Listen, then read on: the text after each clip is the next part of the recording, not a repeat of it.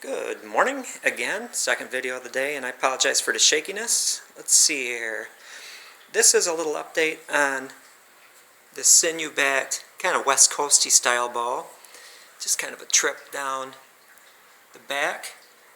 Very smooth, very nice job. I just put the buckskin wrap on there just so it looks like a ball. And I'm going to back up. And this ball was actually made, see that little thing sitting next to it? That's what I call my horsebow blanks. Nice design, 2 inches wide at the widest, somewhat paddly. It's not a pyramid bow. And then from there, you can see that one next to it. That has the setback handle. That would be kind of phase 2. And deflexed limbs. And right next to that is a finished horsebow, and this one is 46 inches long. It's a little beast of a ball. It's sitting on one of my bending forms.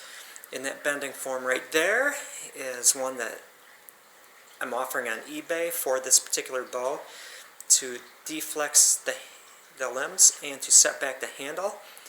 And I'm going to back up to this middle one, the raw bow that's not sinew backed, to get a little more set back in the handle. All I did was put a couple shims under or between the bending form and the bow, just to get more set back in there.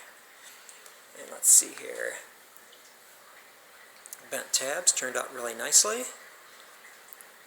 And again, a trip down the length of it.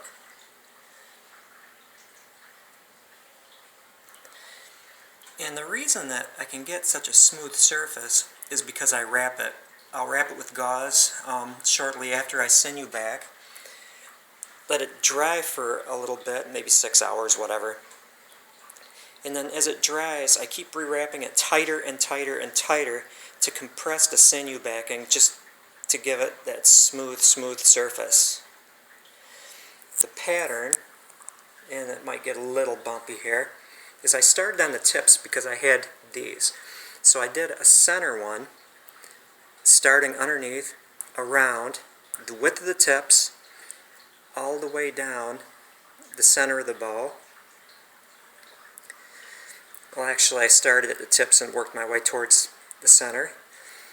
Then, and that was a nice thick layer, as wide as the tips.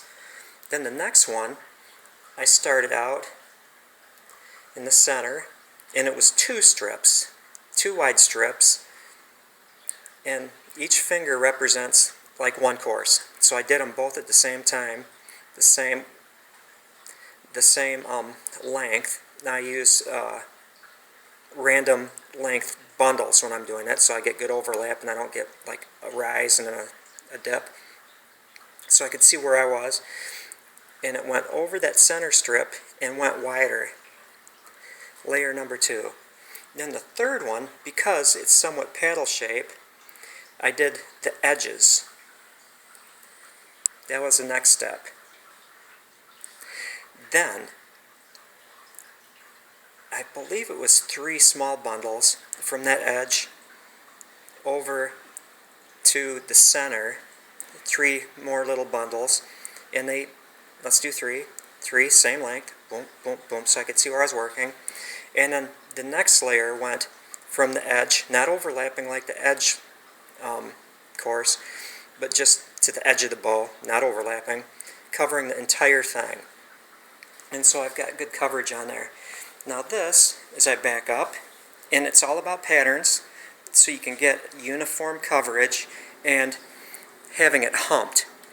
So the key of doing a good smooth sinew layer is definite patterns and knowing where you're leaving off, and then compressing with gauze.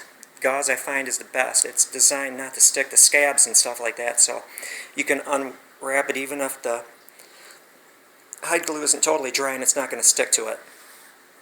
And that is it. Handy tips. First, keep up with patterns, so you know where you're leaving off, so you're not having it too thick in some spots and too thin in other. And then compressing with gauze.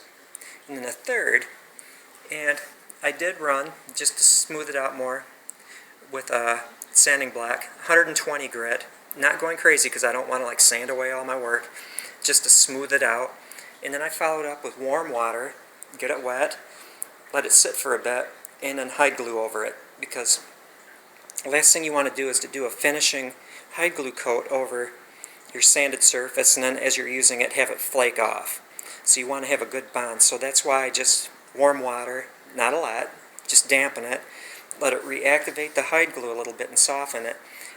Put like a little wash of hide glue over it, and then follow it up either with a paper towel or a rag that's dampened, and just pressure and do a nice wipe over it, and it'll just make it marvelously smooth.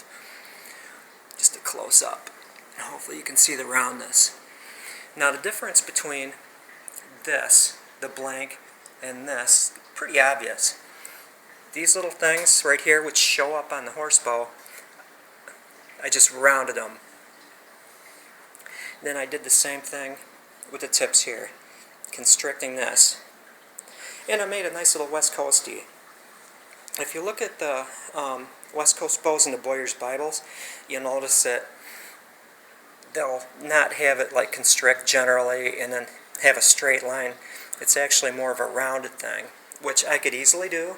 I may or may not, although I do like just the looks of that. This is a good all-purpose, well-engineered horseblow, bow, and West Coasty blank. I may widen it a little bit, make it more paddly, round the handle section just so I have like a blank for the West Coasties. But they are what they are, and they turned out very nice. Back up a little bit. Hopefully you're not getting seasick. And that is that. And I'll just reiterate my last video. I told you about my contact, johnjriggsarchery@gmail.com.